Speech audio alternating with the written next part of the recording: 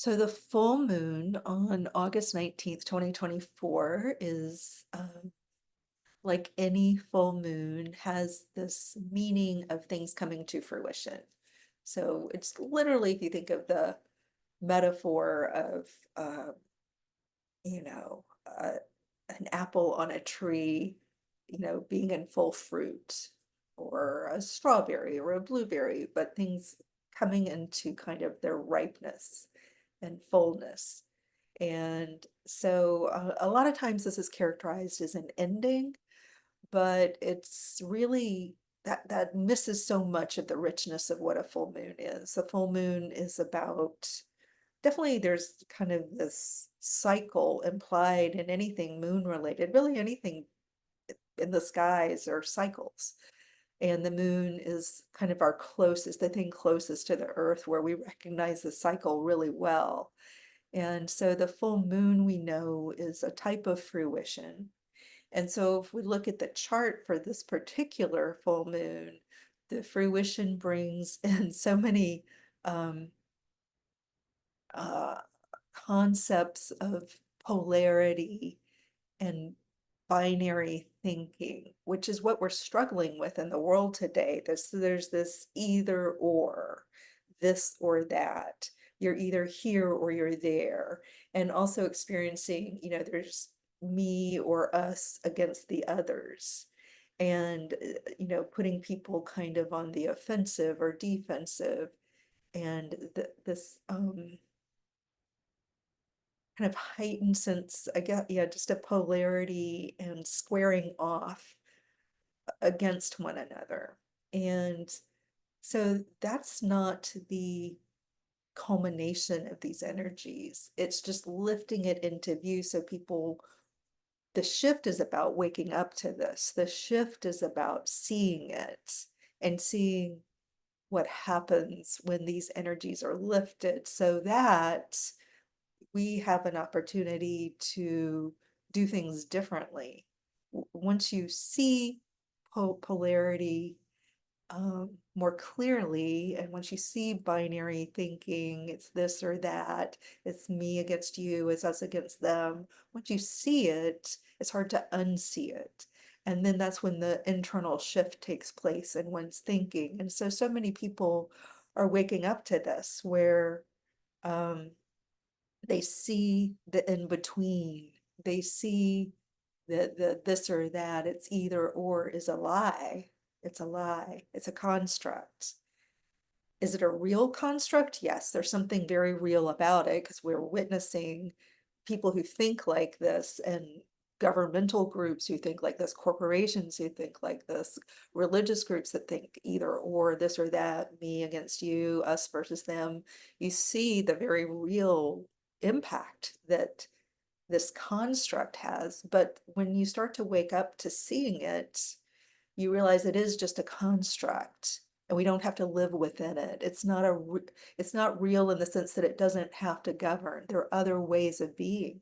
There are other ways of thinking and feeling. There are other ways of interpreting things and moving through the world. And that's what's starting to break through. But the way it breaks through is by seeing the extreme examples of this way of this kind of polaric way of being in the world, and polarity unfolding through action. And so the way we shift is by noticing how extreme it is and the impact that it has, and then starting to see like the clouds parting, the fog lifting, and seeing there's so many other ways to go. There's so many other ways to be. They're not just these two things. There's so many ways, so many pathways, so many solutions and options that aren't being considered when you get stuck in either or thinking. That's either or thinking. I think we've seen that we're at the end of the road of it. It no longer solves the problems we face. It no longer does what we need it to do. So that construct, that way of thinking no longer works. Um, so what we're starting to see is the shift in consciousness and way of being able to see the world gives us new tools, new ways of solving problems. And so what you're going to see this week of the full moon is new ways of solving problems um, in your own life. You know, yeah, I've talked more about like the world, groups of people, but in your own life, you get this benefit if you choose it. Some people won't, some people can't see it yet. Some people, the clouds have not parted, the fog has not lifted. And it's not because they're bad or deficient somehow, it's just they haven't seen it. They're buried deep in the culture. They're still stuck, almost like in quicksand in the culture of this or that, us versus them. They're stuck and they can't get out yet.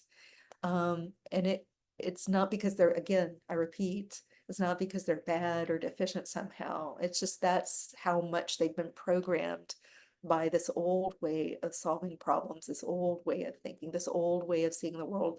They've just been stuck in it deeper than maybe you have.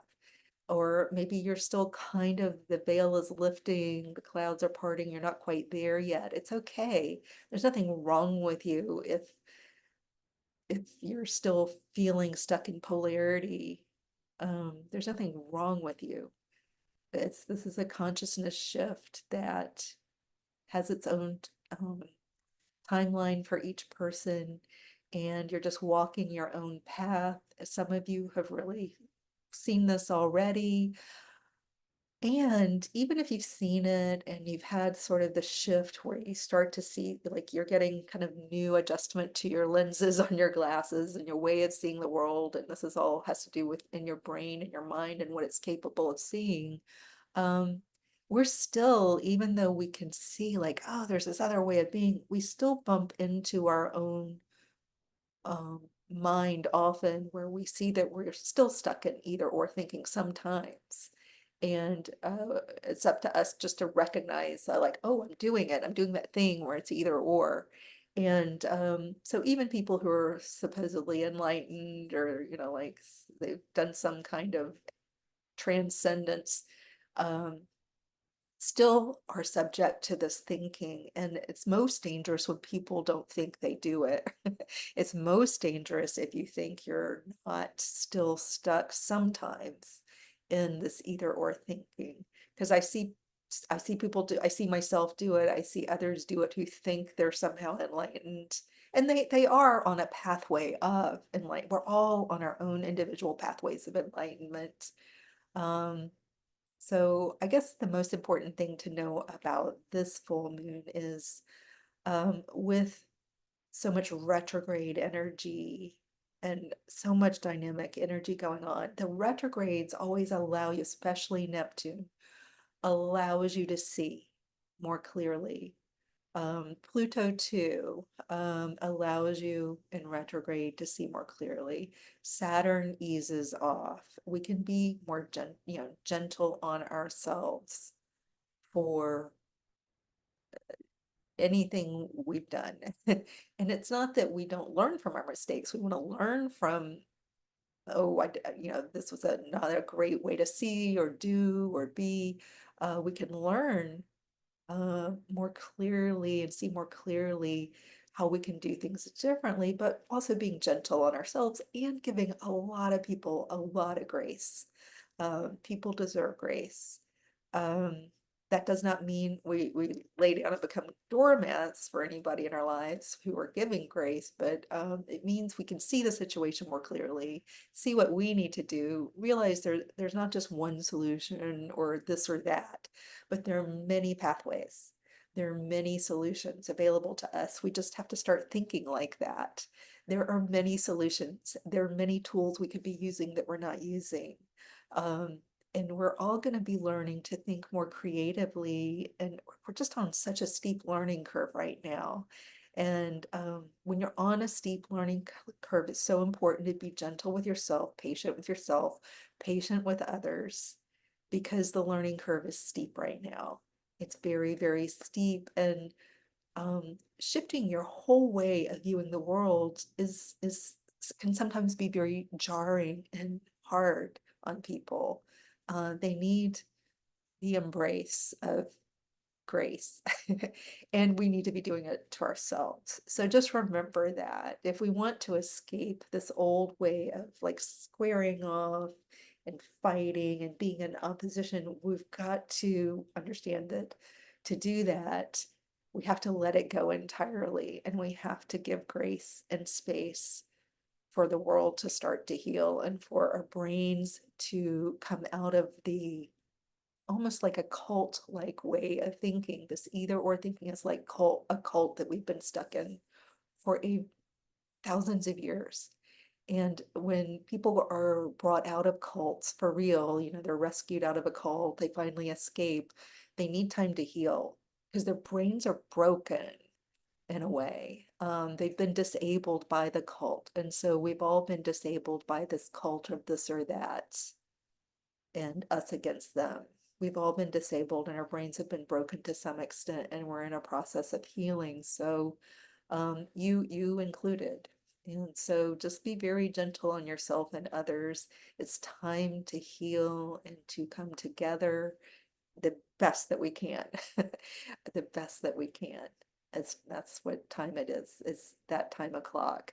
And there's really no escaping it. This is a large wheel turning around us in the universe that we're meant to be pushed forward.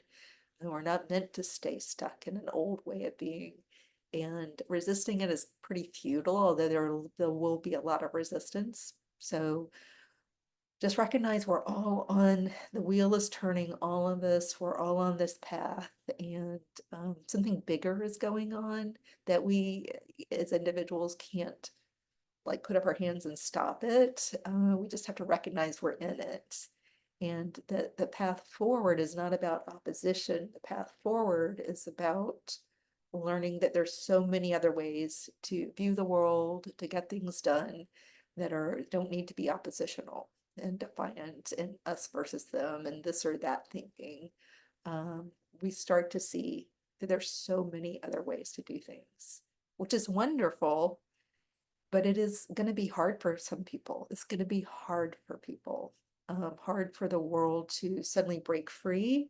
There is a kind of a tearing. There is, when you, going back to the cult analogy, when you bring someone out of a cult, there is kind of a tearing that goes on for them that they need to heal from. And we're all in kind of that same space. So, but thankfully coming out of the cult of either or this or that thinking, that is the full moon. Things are coming to fruition at this time. You'll especially be able to see things more clearly under the light of the full moon, and this is within your own consciousness, most especially. It's not seeing things about others, it's seeing things about yourself. You start inside first. All right, peace out.